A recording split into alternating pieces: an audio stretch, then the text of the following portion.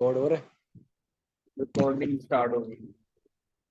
बस ठीक। अच्छा सर, अच्छा तो अच्छा आज का जो हमारा टॉपिक है बेसिकली, वो बेसिकली हम स्टार्ट कर रहे हैं कि अच्छा इसमें ना हम लोग जिस तरह बोल रहे होंगे ना, कम्युनिकेट कर रहे होंगे, इस पे भी हमें एक दूसरे पर एक चेक लगाना, ऑब्जर्व करना, जिस तरह ना मैं जब मुझे कोई थॉट आती नहीं है तो मेरा बोलने का तरीका में बहुत ज़्यादा बेसिकली आ जाता है।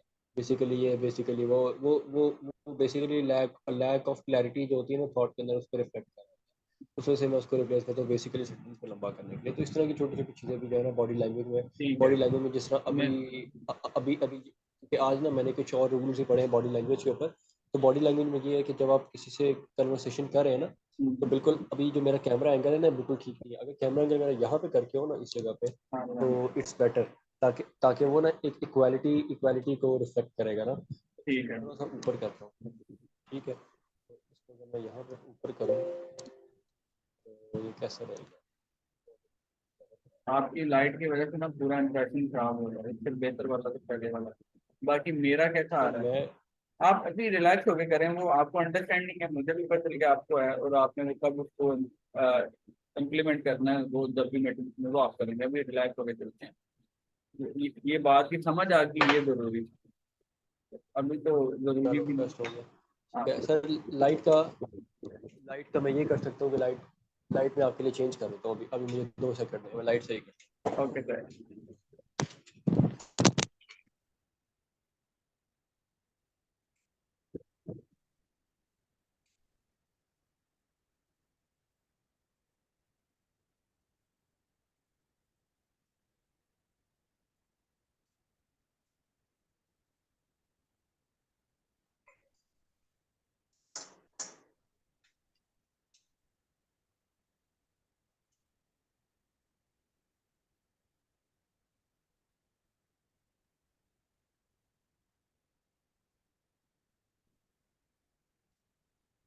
सर, बहुत हाँ जी सर, अब थोड़ी बेहतर है।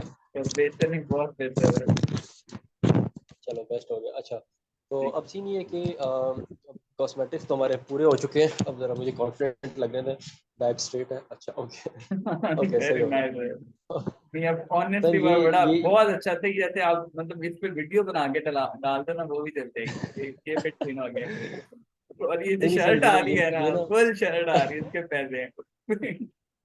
सर ये ना आज चीज़ मैंने पढ़ी है कि जब आप स्पेशली किसी की बात सुन रहे होते हैं ना, तो फॉर हम्म, एग्जांपल आप सोचो कि आप किसी की बात सुन रहे हो और वो बंदा जो है ना आपके इस राइट साइड पे बैठा हुआ है, ठीक है? और आपका बॉडी पोस्चर ये है, ठीक है? आप ये करके उसकी बात इस तरह होकर सुनते हो। हम्म, ये बहुत डिफरेंट है कि आप इस तरह बैठे हो और वो बंदा इस साइड पे, राइट?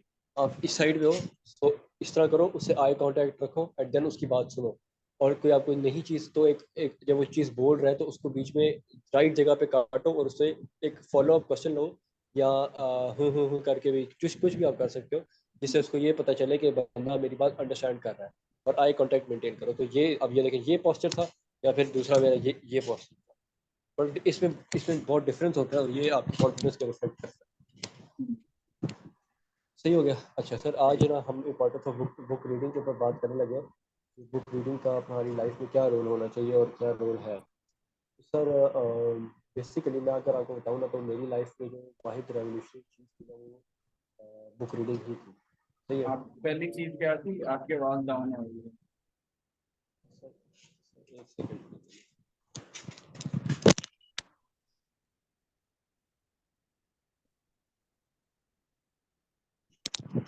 ओके सर, अब मेरे ख्याल से ये आखिरी मैंने मसला सॉल्व किया, अब कोई इशू प्रॉब्लली नहीं आएगा। हाँ। अच्छा सर, मैं कह रहा था कि मेरी लाइफ में जो एक रेवोल्यूशनरी चीज़ थी ना, वो बेसिकली बुक रीडिंग एक काफ़ी रेवोल्यूशनरी चीज़ थी, जिसने काफ़ी चीज़ें जो है ना, लाइक इस तरह हुआ है कि सर मैं अक्सर जो ना एक जगह अक्सर कहीं पर डिस्कस करता हूँ दोस्तों के साथ कि हर बंदे की ना दो बहुत सारी लाइव्स होती हैं। कुछ ऑथर्स कहते हैं 4 लाइव्स होती हैं, कुछ कुछ कहते हैं कि 3 होती हैं, कुछ कहते हैं कि 2 होती हैं, बट एक से ज़्यादा होती है हर बंदे की लाइफ। अच्छा, अब लाइफ को हम क्या डिफाइन कर रहे हैं? लाइफ होती है वर्ल्ड व्यू। वर्ल्ड व्यू अब ये होता है कि जब बच्चा होता है ना 1 से 10 साल का, तो उसकी पूरी दुनिया होती है उसके माँ बाप। जो उसके माँ बाप कहते हैं वो उसको ठीक मानता है, वो समझता है कि माँ बाप मेरी दुनिया के सबसे ज़्यादा इंटेलिजेंट इंसान है, और सारा मेरा, क्योंकि सारा सर नॉलेज जो है, सर सारे सर सवाल जो माइक माँ। को छोड़ दें, माइक को छोड़ दें और अपने जैसे आप प्रॉपर स्पीच कर रहे हैं ना, हाथों को आपने रख यूज करते हैं माइक मुझे वो फिर आपको शायद मतलब आवाज़ आवाज़ ना एक क्लियर आए ना। आवाज मुझे क्लियर आ जाएगी, क्योंकि अभी हम प्रैक्टिस करेंगे, हमारी पर्सनैलिटी बोल्ड और ज्यादा इम्पेक्टिव लगनी चाहिए। अगर हमने नॉर्मल ओके मीटिंग की तो क्या ओके ओके। फायदा। हाँ। और अब यहाँ पे अच्छा सर, हाथों का एक आप और, कैसे कितना इस्तेमाल करते हैं वो भी सिखाएगा।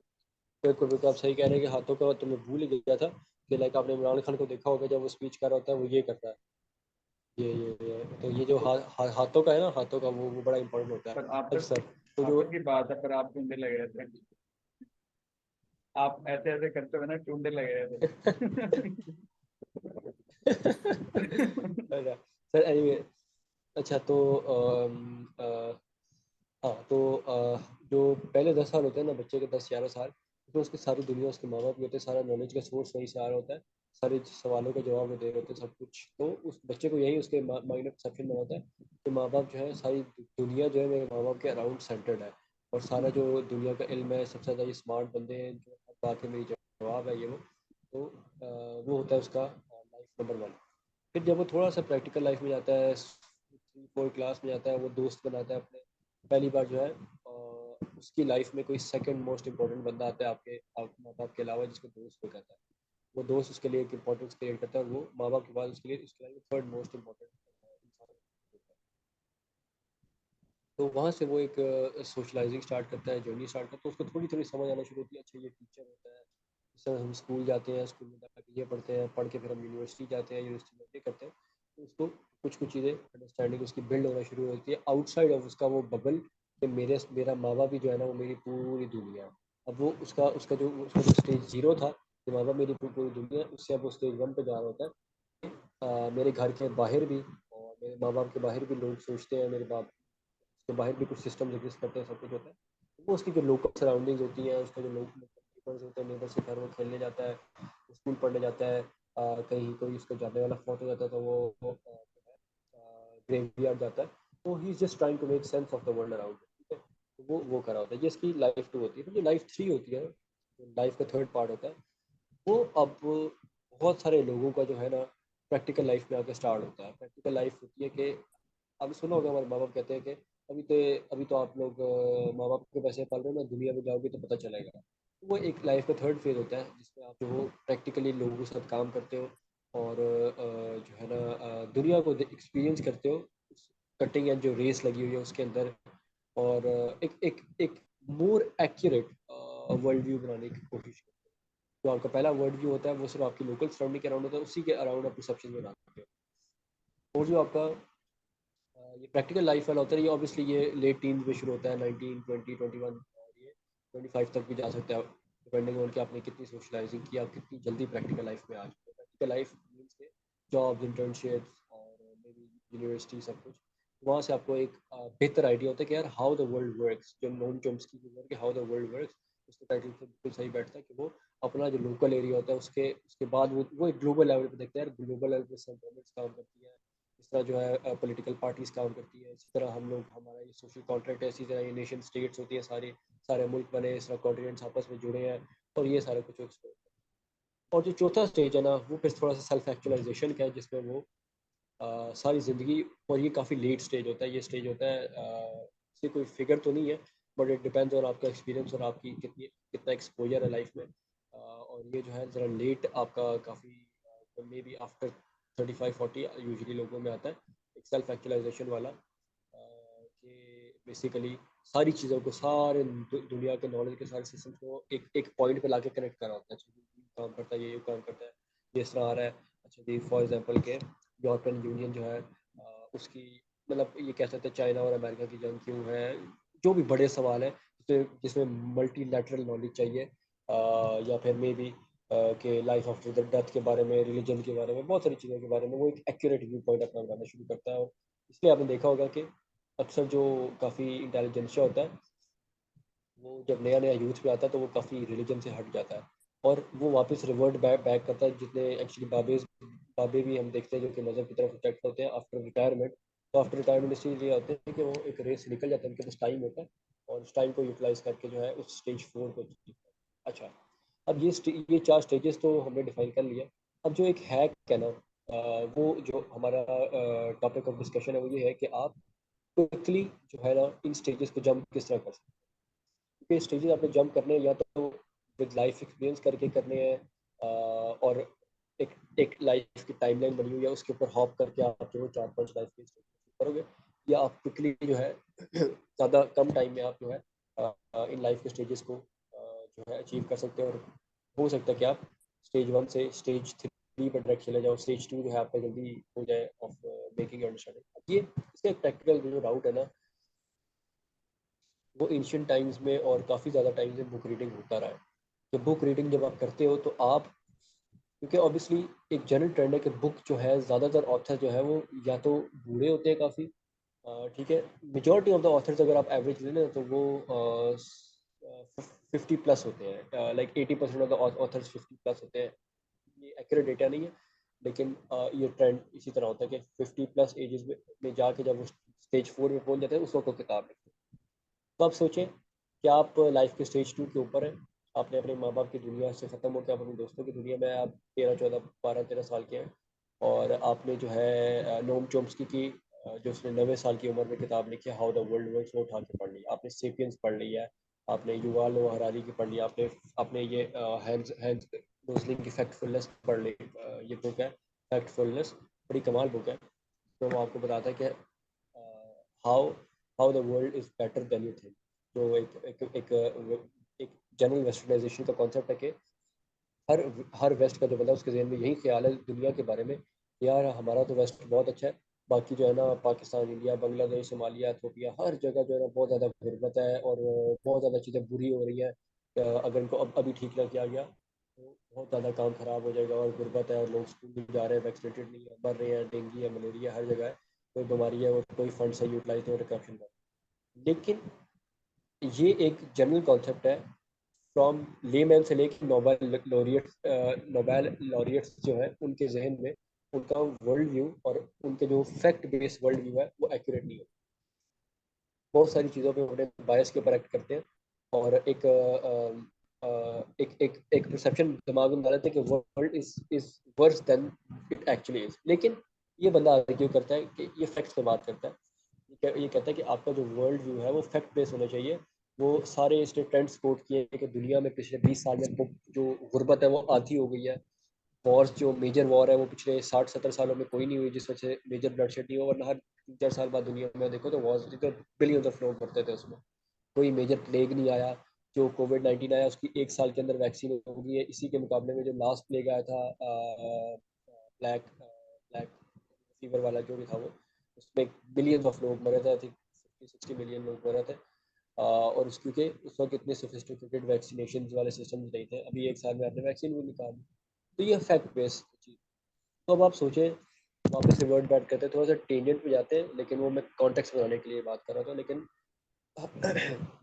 वापस हम लोग जो हमारा मेन टॉपिक है कि लाइफ स्टेज नंबर 2 का बच्चा एक स्टेज 4 के बंदे की किताब पढ़ रहा है, और वो उसकी उसकी आंखों से, उसके लेंस से जो कि उसने स्टेज 4 पे जाके पहुंचा, उससे दुनिया को देख रहा है, उससे दुनिया को परसीव कर रहा है।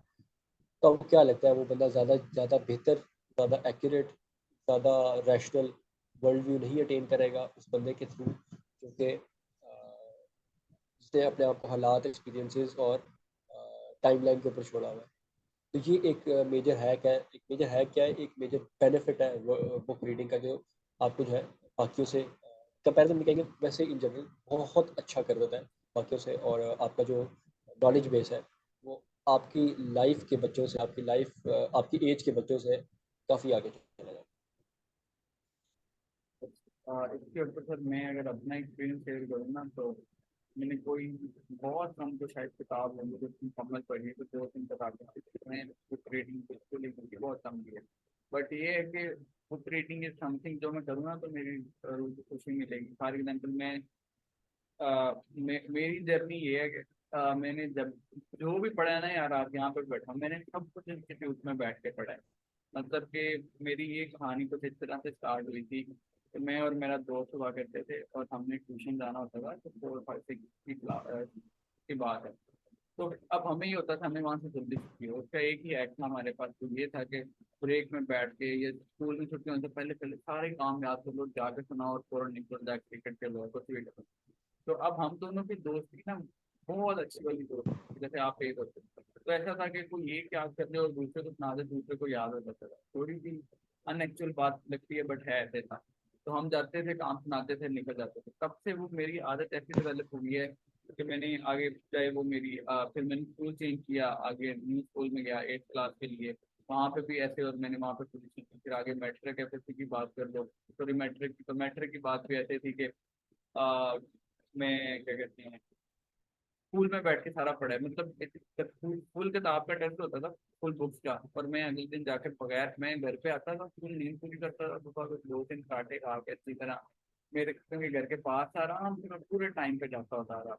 और जाके सर ने टेस्ट देना, और किताबें ऐसे फिंगर प्रिंट पे मेरे दिमाग में प्रिंट हुई पड़ी थी, मतलब हम वो टॉपर ग्रुप होते थे, तो ग्रुप पे, और सर ने कितना टफ पेपर आप सोच लो ना, सबसे ज्यादा टफ पेपर दिया होता था, उसके साइड नोट्स पता नहीं कहाँ से क्या कॉन्सेप्चुलाइज करके, और फिर भी इस तरीके से इतना याद होता था। और वो सर आते थे, मैं पेपर फुल लिख देता था, और बाद में सर कहते थे कि सर खुद का पेपर चेक करो, इसकी प्रेजेंटेशन चेक करो, इसने देखो कितना एक्स्ट्रा लिखा हुआ है। तो अब वो मुझे दिल में पता होता है, मैं पढ़ के तो एक लफ्ज भी नहीं आया, और सर मेरी तारीफें कर रहे हैं जैसे मैं बहुत पढ़ के आया। तो फिर उसके बाद एफएससी में आ जाओ, एफएससी में ये कि मैं जिस कॉलेज में गया हूँ अपने, तो वहाँ पे भी स्कॉलरशिप पे गए हैं, तो मैं खास नहीं पढ़ता था, है मुझसे सुपर सेक्शन में थे सब। एक दफा हमारे प्रिंसिपल हमारी क्लास में आए, और उन्होंने कहा, उनके हम सबके 70 के अराउंड कुछ ग्रेड्स आ रहे थे। तो हमारी होता था सेमेस्टर वाइज 3 होता था, माँ बाद एक सेमेस्टर होता था, और उसमें जितना सिलेबस होता ना उसके सारे टेस्ट होते थे। उन्होंने बोला कि अब जिस बंदे ने इस दफा जिसके अच्छे मार्क्स ना आए ना, एक तो वो सेक्शन से भी जाएगा, उसके घर पे कॉल भी जाएगी, और आपको जो 8 10 हज़ार रुपये फीस हो वो भी पर मंथ पे करनी पड़ेगी। तो अब वो मुझे सबसे पहला ख्याल ही आया कि फीस तो चलो बात की बात है, घर वालों को तो वो एक जो इम्प्रेशन आना है कि यार ये पढ़ता नहीं है तो पढ़ाओ और सारा कुछ करो। तो उन दिनों में भी ब्रो मैंने घर जाके नहीं पढ़ा, बट मैं करता क्या था, मेरी एक अच्छी हैबिट होती थी कि मैं बहुत प्रोएक्टिव होता था। कि मेरे पास एक टू डू लिस्ट होती थी, मेरी एक इतनी सी पर्ची होती थी जो कि हमेशा मेरे पॉकेट में होती थी, उसमें मैंने रात को अगले दिन क्या करना है 24 घंटे प्लान कर लेता था, और मैं बड़ा प्रोडक्टिव दिन जाता था। अब पेपर से पहले ना मैं 2 3 घंटे पढ़ने के लिए मिलते थे, मैं सिर्फ ये करता था 10 से 15 मिनट अपने आप को देता था पूरे। फॉर एग्जाम्पल 2 चैप्टर, मैंने 2 चैप्टर निकाले और उनको देखा कि पूरे को ना ओवरव्यू लिया कि कितनी देर में मैं कर लूंगा। मैं हर टॉपिक को साइन करता जाता यार, इसको मैं 2 मिनट में कर लूंगा, इसको 5 मिनट में, इसको 7 मिनट में, इसको 1 मिनट में, इसको आधे मिनट में, इसको 45 सेकंड में, इस तरीके से करके मैंने उस पर्ची के ऊपर लिख लेनी थी एक सीक्वेंस। और वो 10 से 15 मिनट में मैं वो एक पर्ची सी बना लेता था कि यार ये 2.5 घंटों में जाके मैंने कवर करना है। मैं स्कूल कॉलेज जाता था, जाके दोस्तों के साथ 15 मिनट मजाक करता था, और उसके बाद में हो जाता था लगा। और उन 2 घंटों में जो मैं पढ़ता था ना, और वो पढ़ के मैंने 93% मार्क्स लिए थे, और 3rd पोजीशन में। और फिर ऑनवर्ड, यानी कि वो भी मैंने, और यूनिवर्सिटी में भी आगे लिटरली भाई मैंने आधा घंटा पहले, मतलब आपका फाइनल पेपर है और आप उससे घंटा पहले, 2 घंटे पहले पढ़ के जाके फाइनल पेपर दे रहे हो पूरे सेमेस्टर का, और आप पास कर रहे हो, अच्छे मार्क्स हो, तो यहाँ पे भी ये कर रहे हैं।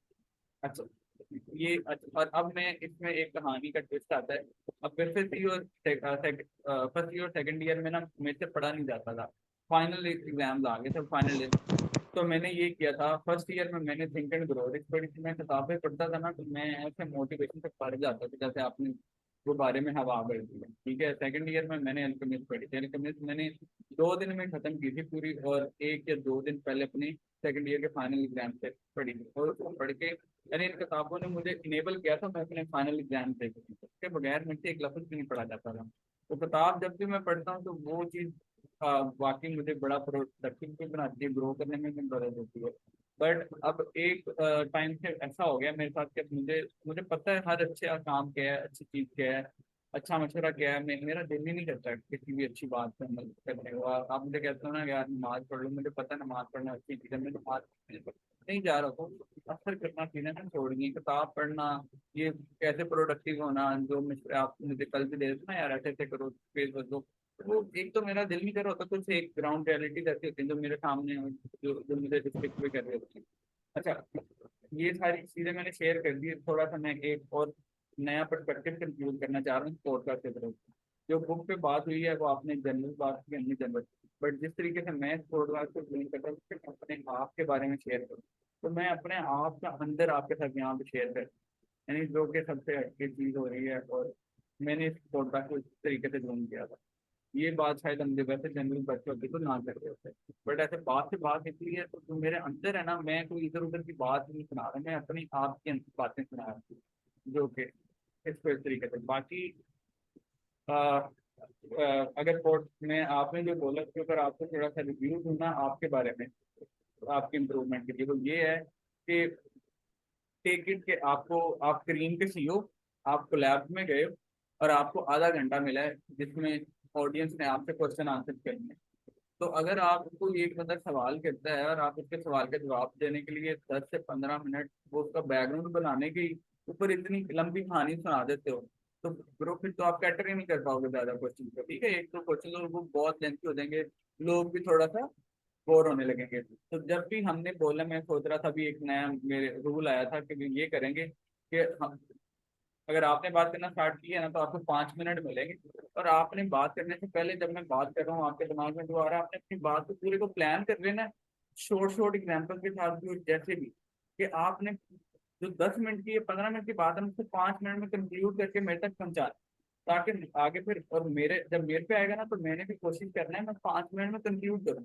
हाँ, कोई बहुत इंपॉर्टेंट बात है, आपको लग रहा है आप 2-3 मिनट और लेना चाह रहे हो, तो उसके लिए सिर्फ दो ऑप्शन, सिर्फ आपके पास ना दो चांसेस होंगे कि जब आप अपने वो 7 मिनट को या 8 मिनट वाली ऑप्शन को अवेल कर सकोगे। ठीक है, इससे क्या होगा, क्योंकि 1 घंटे की पॉडकास्ट है, हमें उसके अंदर सब कुछ मैनेज करना है कि ज्यादा से ज्यादा इनपुट भी जा सके, बात भी हो सके, दोनों को बोलने का मौका मिल सके। और अगर मैंने नोट किया आप 12 मिनट तक तो एटलीस्ट जरूर बोलो। ठीक है, और एक चीज, ये मैं आपको सिर्फ सजेशन दे रहा हूँ, जब भी आप नॉर्मल बंदों में बात करो, अगर आप अपनी 5 मिनट की बात को 1 मिनट में कंक्लूड करना सीखिए ना, और सिंपलीफाई और आसान करना, तो वो बड़ा हमें एक अच्छा चीज बना। दूसरी चीज, जब भी आप बात करते हो ना आपकी, मैंने एक चीज नोट की, आप बड़े अच्छे बंदे हो, पसंद आपका दिल करता है मैं हर बंदे को मदद कर दूं। ठीक है, और जब आप मदद करने का आपके में जज्बा आता है ना, तो आप कहते हो कि यार आप परफेक्शन की तरफ जाते हो, यार ये बंदा ये छोटी छोटी गलतियां भी ना करे, और आप कहते हो यार ये इतनी बेसिक बात है, वो बंदे के अंदर से होता है। ठीक है, जब वो एक मॉरल सेंस आपकी करती है, तो आपने ना आगे से जज करना है आप जिस बंदे के साथ बात कर रहे हो उसका लेवल क्या है। ठीक है, अगर आप कर रहे हो एक ऐसे बंदे को, आपको जिसको पता है कि यार इसको पूरी एंटरप्रेन्योर अर्दिश से फारिग तो तुम बात कर रहे हो, तुम्हें पता है कि उसको पूरे इकोसिस्टम का पता है, तो आपने बेसिक पे ज्यादा बेसिक बात को रिपीट करने पे 10-10 मिनट नहीं लगाने, आपने उसको सिर्फ हिंट देना है और आगे जाना है। जो चीज आपको लगती है कि आपने एक्सप्लेन करनी हो ना, जो अर्दिश को नहीं पता है, जैसे अब आपने इस पूरी में आपने फर्स्ट स्टेज सेकंड स्टेज बोली है, वो फर्स्ट सेकंड या थर्ड तक मेरे लिए नॉर्मल बात थी, आप बताते गए मैं सुनता गया, वो मुझे भी पता था, अगर आप उसका इंटरव्यू देते तो हम मूव ऑन कर देते। बट जो फोर्थ वाली बात की थी ना आपने, वो मेरे लिए बड़ी इंटरेस्टिंग थी। ठीक है, और वो मेरे लिए न्यू बात थी, उसके ऊपर आप वो 2 मिनट की बजाय 4 मिनट इन्वेस्ट भी करते, मैं बोर भी ना होता, और ज्यादा अटेंटिव भी रहता, और ज्यादा मीनिंगफुल रहता। मेरी तरफ से ये सब सर फीडबैक मैं शेयर कर रहा हूँ सर। आपने समझे, आपके पॉडकास्ट है, आपके रूल है, मैंने फॉलो करने हैं, जहाँ पे आपको जो मनवाना हो मनवा सकते हैं, मैं सिर्फ शेयरिंग कर रहा हूँ। ठीक है, मेरा ये पर्पज और सर कुछ ठीक नहीं। हो गया, ठीक हो गया, आपने चार चार पांच पॉइंट्स बड़े फिट फिट आइडेंटिफाई किए, तो मैं एक एक करके इनको एड्रेस करता हूँ। देखिए सर, सबसे पहले तो ना हम उल्टा चलते हैं। मसला ये है कि सर जो आप कह रहे हैं ना बैकग्राउंड बनाना, और मैं एक बेसिक कॉन्सेप्ट के ऊपर जो है वो काफ़ी ज़्यादा टाइम स्पेंड कर देता हूँ, मतलब बैकग्राउंड और कॉन्टेक्स्ट बिल्ड करने के लिए। वो एक तरह, एक वो उस सेंस में ठीक भी है, और एक और कॉन्टेक्स्ट में वो गलत भी है। ठीक है, सर मुझे चार्ज लगा देंगे। बेसिकली वो इस कॉन्टेक्स्ट में वो ठीक हो गया, तो इस कॉन्टेक्स्ट में ठीक होगा जो आपने आइडेंटिफाई किया कि मैं पहले ही बैकग्राउंड, वो बिल्कुल आप ठीक कह रहे हैं कि अगर मैं वन टू वन कन्वर्सेशन कर रहा हूँ ना, जिस तरह आपसे बात कर रहा हूँ, अभी हमें कोई ऑडियंस ही देख रही, तो मुझे बिल्कुल जज करना चाहिए कि आप जो है उनको उसको उसका नॉलेज लेवल क्या है, उसको जो इस टॉपिक है एट द प्लेट उसके बारे में कितना पता होगा, और उसके बाद में जो चीज़ नहीं पता होगा उस पर फोकस करो, ऐसे ही है। लेकिन हम और ये दूसरे केस में एप्लीकेबल नहीं होगा, जहाँ पे आपको hundred of thousand of million of लोग देख रहे हैं, जहाँ पे हर किस्म के बैकग्राउंड का बंदा आया है, जहाँ पे आपको कुछ के लिए कॉन्टेक्ट बिल्ड करना है और कुछ के लिए नहीं करना। अच्छा, अब इसमें दो आर्ग्यूमेंट्स होते हैं। इसमें ये है कि आप कॉन्टेक्स्ट बिल्ड करें या कॉन्टेक्स्ट बिल्ड करते हैं बेसिक चीज़ों का भी, तो जो बिल्कुल बेसिक अंडरस्टैंडिंग का बंदा होता है उसको भी आप साथ लेके चल सकते हैं, और जो एक एडवांस लेवल का अंडरस्टैंडिंग का बंदा होता है वो उसको सुन लेता है और अपना कॉन्टेक्स्ट आपकी बात के बारे में पक्का कर लेता है, इंस्टेड ऑफ कि वो फ्रस्ट्रेट हो जाए। ठीक है, तो जब ये डिफरेंस होता है वन टू वन कन्वर्सेशन में, और ये डिफरेंस होता है वन टू इन्फिनिटी या one two x number of people के साथ जी। आप जब कन्वर्सेशन कर रहे हैं, तो ये आपको मोर ऑफ कॉन्टेक्स्ट देके करना पड़ेगा। अगर मैं और आप चाय पे बैठे हैं, बिल्कुल मुझे ये चीज़ अप्लाई करनी चाहिए, और आपने सही आइडेंटिफाई किया कि मैं बिल्कुल बेसिक्स में मैं एक जज नहीं अच्छा कर पाता जब मैं वन टू वन कन्वर्सेशन में होता हूँ, किस बंदे को क्या चीज़ पता है, मुझे इस पर क्या क्या बतानी है। सही हो गया। अच्छा, तो सर हमारा टाइम खत्म होने वाला है, तो इसको आपको रिव्यू करना पड़ेगा। अच्छा। सर दूसरा जो आपने एक पॉइंट आइडेंटिफाई किया है,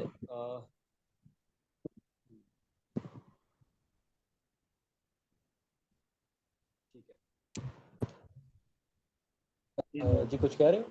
नहीं नहीं, मैं नहीं कह रहा, आप बोलो। आप बोलो, मैं कुछ नहीं बोल रहा हूँ, आप बोलो। अच्छा सर, दूसरा अभी चीज़ के दूसरा जो आप चीज़ कह रहे थे ना, कि आपको अपनी बात को, अगर आप पोलराइज में जा रहे हो 30 मिनट की कन्वर्सेशन करने के लिए, तो आपको इस तरह करना है कि अगर आपसे किसी ने कोई सवाल किया है तो 15 मिनट का आप बैकग्राउंड लाना शुरू हो जाओगे, और जो है आपका सारा टाइम इस पर गुजर जाएगा। तो सर मेरा इस पर टेक ये है कि ये मेरे प्रिंसिपल है कि मैं लॉन्ग फॉर्म कन्वर्सेशंस को प्रेफर करता हूँ। कोई भी नुआंस कन्वर्सेशन, कोई भी कन्वर्सेशन जिसमें से कोई रेलेवेंट आउटकम या रेलेवेंट की टेक अवे मिले, वो शॉर्ट फॉर्म नहीं हो सकती, वो जल्दबाजी में 30 मिनट में कुछ नहीं किया जा सकता। बिल्कुल आप ठीक कह रहे हैं कि जैसे टीईडी टॉक्स होती हैं यूनिवर्सिटी लेवल पे, टेड टॉक्स होती हैं 10-15 मिनट की होती है, क्योंकि कितना टीचर फैन है, लेकिन वो एक बहुत ब्रॉड चीज़ों को डिस्कस कर रहे होते हैं, तो एक बहुत ब्रॉड टॉपिक के ऊपर अपना ओपिनियन दे रहे होते हैं, वो कर रहे होते हैं।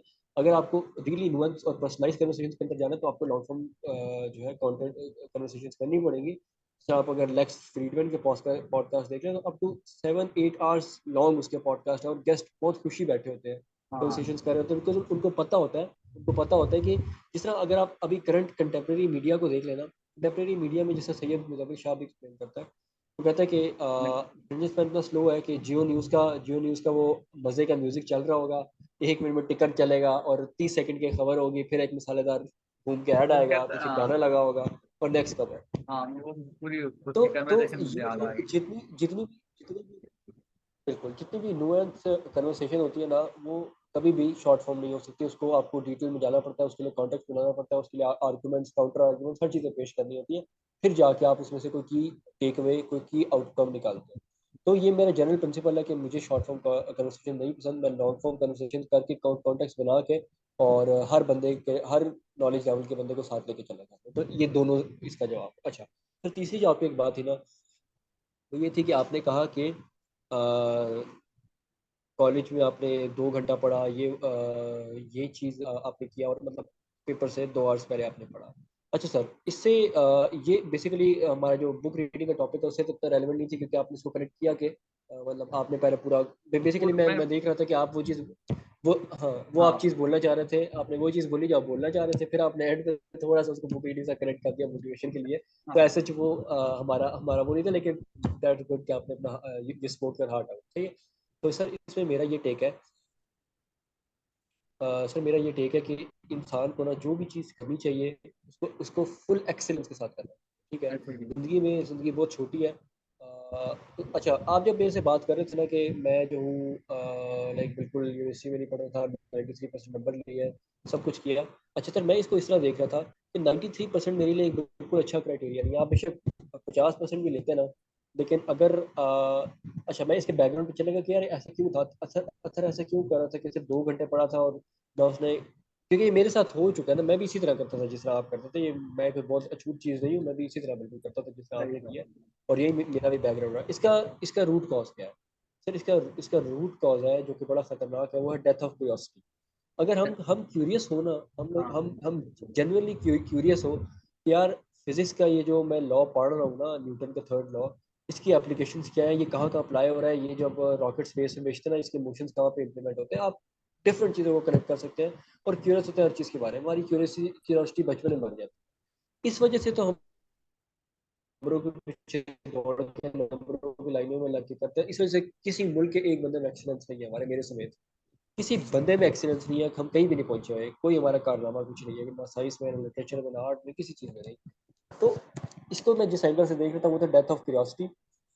आप इंसान को जो काम करना चाहिए, अगर वो स्कूल कॉलेज में पढ़ रहा है, यूनिवर्सिटी में पढ़ रहा है, तो ये कोई हल नहीं है कि वो 2 घंटे एंड के पढ़े। ये कोई उसका कारनामा या कोई उसने कोई तीर नहीं मारा कि अगर उसने 100% या 99% नंबर भी ले लिया आखिर 2 घंटे पढ़ के, तो उसने बेसिकली अपने साथ और उसको अवेलेबल रिसोर्सेज थे उसके साथ नाइंसाफ़ी की है कि उसने अपनी क्यूरियोसिटी के साथ नहीं पढ़ा, उसने उसने सीखने के लिए नहीं पढ़ा, उसने नंबर लेने के लिए पढ़ा। तो ये सर आपका एक मेरा टेक था, जो आपका एक तीसरा पॉइंट था। और चौथा पॉइंट जो है एक और आपका चौथा पॉइंट था, वो मेरे ज़हन से निकल गया है। जी सर। कोई मसला नहीं सर, मुझे बड़ा मजा आया। और ये जो आपने यही चीज मैं चाहता हूँ यार कन्वर्सेशन में। जैसे बुक रीडिंग से स्टार्ट हो गए, मैंने अपना आप फिर के उस पर आपने एक नया पॉइंट ऑफ व्यू दिया, और उससे मैं भी लॉन्ग फॉर्म वाली बात पे आपकी बिल्कुल ठीक है। ऑनेस्टली मेरा भी दिल नहीं करा ये कन्वर्सेशन बंद हो, और हम लगे रहे। बट जैसे अगर आप चाहें बढ़ाना चाहें बढ़ा भी सकते हैं, अभी बंद करना चाहें तो आपकी जो भी स्केड्यूल है उसको मुताबिक बंद भी कर सकते हैं। दूसरी जो आपने बात की है ना डेप्थ ऑफ क्यूरियोसिटी वाली, उससे भी आई टोटली एग्री, और इसमें कोई शक नहीं है। और ये यही चीजें यार मेरा यही दिल करता है कि ब्रो जब आप रीजनली एक्सप्रेस करोगे ना अपने आप को, तो आपको अगले बंदे से अपने बारे में सुनने को मिलेगा, वो मेरी सलाह मिलेगी। मुझे इस चीज की अपनी लाइफ में बड़ी कमी फील होती है, क्योंकि मेरे कहीं पे भी ऐसे नहीं है मैं कुछ कर रहा हूँ जाके कोई याद और उसके फिर मुझे कोई आगे बताए। सब कुछ वो अकेले कर रहे होता है ना, तो मुझे यही है कि ब्रो बस अपना आप बोलो रीजनल होकर, और वहां पे फिर आपको डिफरेंट ओपिनियन मिले और वो आइडिया से ट्राई करना, और फिर आपको सीखने को मिले आपके अंदर की सलाह, आपके अंदर के बिच्छू शांत सब बाहर निकलेंगे, आपको पता चले कि आपके अंदर कैसे ये बात कीड़े। मैं तो सर इसलिए देखो, आप सही कह रहे हैं कि हमारा हमारा जो इन कन्वर्सेशन से यही मकसद है कि हम एक दूसरे अपने आप को बेसिकली बेहतर जाने। दूसरे को तो हमने बेहतर जानना ही है, लेकिन अपने आप को बेहतर जाने। और क्या कह रहे हैं सर? अच्छा सर, इसको इसको आई थिंक हम 12-20 पे रैप अप कर लेंगे, तो 20 मिनट इसको और चलाते इसको और चलाते हैं, आप ये कह रहे हैं। हैं। मैं कहता हूँ 12 हाँ 20 पे रैप अप हाँ करेंगे। ठीक है, ओके ओके सर, मुझे कोई मसला नहीं है। अच्छा सर, बुक वैसे आप मुझे कौन सी रिकमेंड करते हैं? मुझे वो होता है यार कि मैं कोई ऐसी किताब पढूं जो मुझसे बातें करे, मुझे बताए, तो मेरे सामने ना रियलिटीज ऑफ लाइफ को डिस्क्लोज करे, मुझे बेहतर इंसान बनने में मदद दे। या मेरे छोटे फॉर एग्जाम्पल यार, प्रोडक्टिविटी को कैसे मैनेज करना है, टाइम मैनेजमेंट करना है, ये बड़ी बातें हैं। ठीक है, ये सिर्फ छोटे से टॉपिक नहीं, इनकी अंडरस्टैंडिंग होना, किस तरह से आपने अपनी रूटीन, वो मुझे वो चीजें सारी सिखाए और बताए।